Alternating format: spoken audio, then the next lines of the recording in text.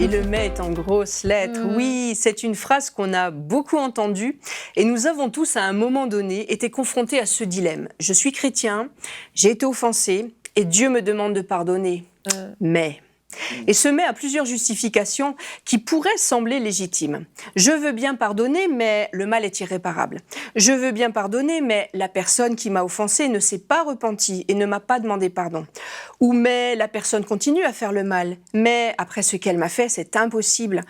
Ou je voudrais bien pardonner, mais je m'en sens incapable. Et vous vous reconnaîtrez sans doute dans quelques-unes de ces déclarations. Le pardon, c'est un sujet dont on parle beaucoup dans les églises, entre chrétiens, dans nos familles, et on sait pertinemment qu'on doit pardonner. Et que nous-mêmes, nous devons notre salut uniquement au fait que Dieu nous a déjà pardonné. Mais cependant, on s'en sent incapable pour toutes les raisons que je viens de vous citer. Nous sommes de bonne volonté, nous voulons réellement pardonner, puis nous sommes d'accord avec le concept. Mais regardez avec moi dans Matthieu 6. Jésus fait cette déclaration qui est assez terrible pour celui qui ne veut pas pardonner. Il dit ceci: « Si vous pardonnez aux hommes leurs offenses, votre Père Céleste vous pardonnera aussi. Mais si vous ne pardonnez pas aux hommes, votre Père Céleste ne vous pardonnera pas non plus. » La perspective est sans appel et sévère, et elle a vraiment de quoi faire trembler. Il y a beaucoup de clichés concernant le pardon. On voit la réconciliation en larmes de deux ennemis jurés qui tombent dans les bras l'un de l'autre avec une belle musique de fond. On se souvient des témoignages poignants de personnes qui ont pardonné l'impardonnable. Ou par exemple ces soldats ennemis pendant la guerre de 14 qui au moment de Noël se serrent la main. On a parlé même récemment dans l'émission sur les Amish du pardon accordé par une communauté Amish de Pennsylvanie au tireur fou qui avait abattu 10 fillettes innocentes dans une école. Mais que dit réellement la parole de Dieu? Qu'est-ce que Dieu nous demande vraiment quand il nous dit de pardonner? Dans le Nouveau Testament, quand il s'agit de pardonner, dans le texte grec, il y a deux verbes qui sont utilisés. Et cela nous éclaire beaucoup. Le premier verbe, et c'est de loin celui qui est le plus utilisé, c'est le verbe aphiemi. Et c'est lui qu'on retrouve dans des versets comme « Pardonne-nous nos offenses »,« Père, pardonne-leur, ils ne savent pas ce qu'ils font ». Et ce verbe veut dire littéralement « relâcher ». Laisser aller, ne pas résister, abandonner, ne pas se cramponner. Tous les versets, et je dis bien tous les versets dans l'Évangile qui parlent de pardon, emploient ce verbe-là.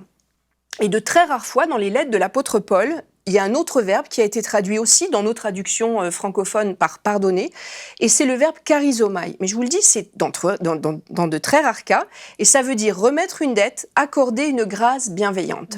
Mais quand Pierre s'approche de Jésus et lui dit dans Matthieu 18, 21, « Seigneur, combien de fois pardonnerai-je à mon frère lorsqu'il péchera contre moi ?»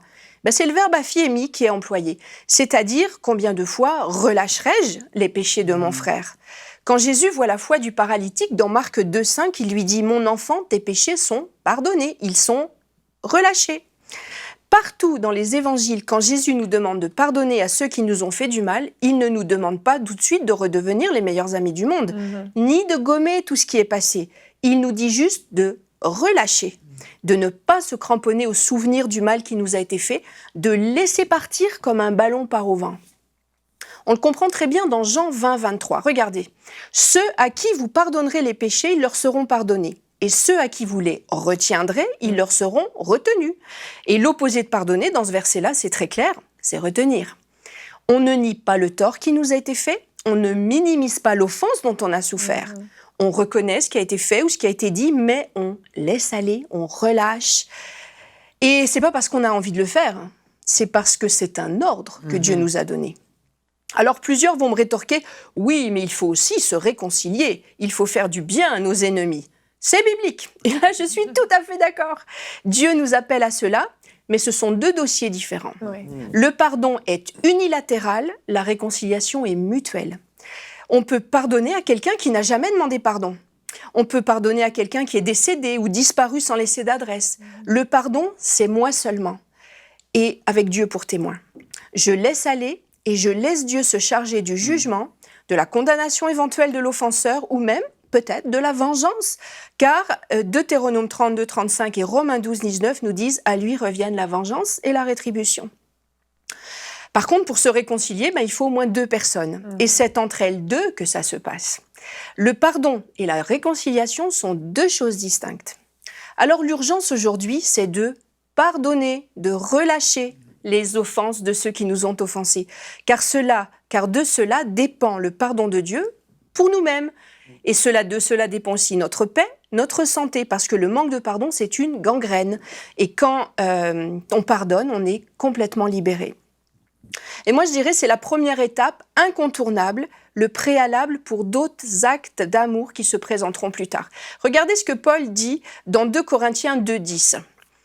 Il donne une autre motivation aussi au pardon. Il dit à qui vous pardonnez, je pardonne aussi.